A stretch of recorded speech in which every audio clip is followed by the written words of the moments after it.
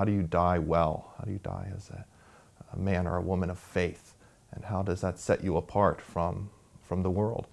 That began this project. The principle of selection that we used when picking out which particular writings, the first issue was works that were well known in the period of the 16th to 18th century, but were not yet in English.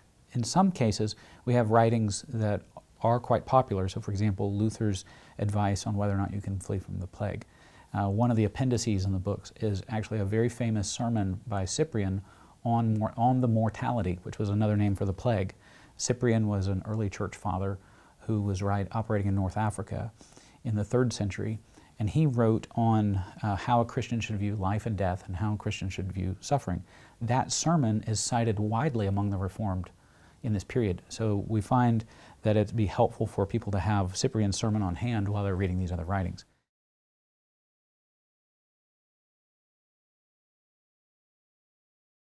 We also found a collection of writings that was used in the 17th century in the Netherlands. And in that collection of writings, it was pulling things like Beza in Geneva's writings on the plague. It was using André Rivet, who was a Genevan or a French pastor who had spent some time in France and in Geneva and then was in the Netherlands. Then we used Gisbertus Voetius, who was a theologian at Utrecht, and also Johannes Hornbeck. Both of those names are perhaps not well known in Christian circles today, but in the period, in the Dutch Reformed environment, they would have been very well known. Johannes Hornbeck has just recently had his work on missions translated and published by Brill. So other work that he's written on practical theology and things like the plague would be important for us to have in hand. So the principle of selection here is we wanted to crystallize a lot of different genres. Some of these are writings that are letters. Others of them are academic disputations that are happening in the Dutch environment as well as in the Swiss environment. And they represent different responses to the same question.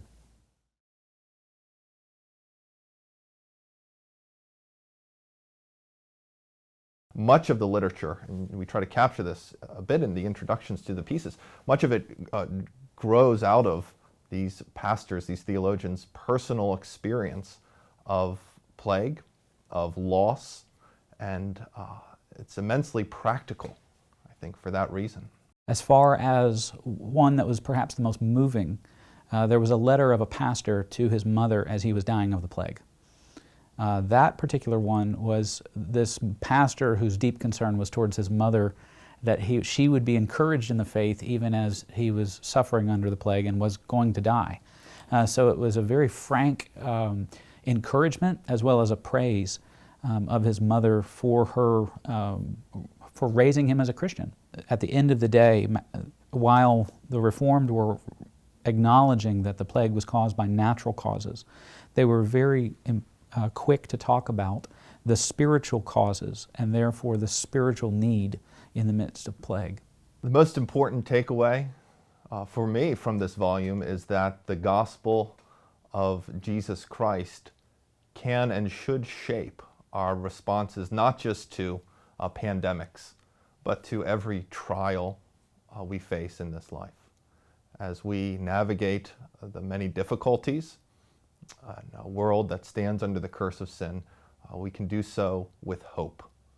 And this is a hope that the world doesn't have, but we desire that the world would come to know the hope that is ours in Christ.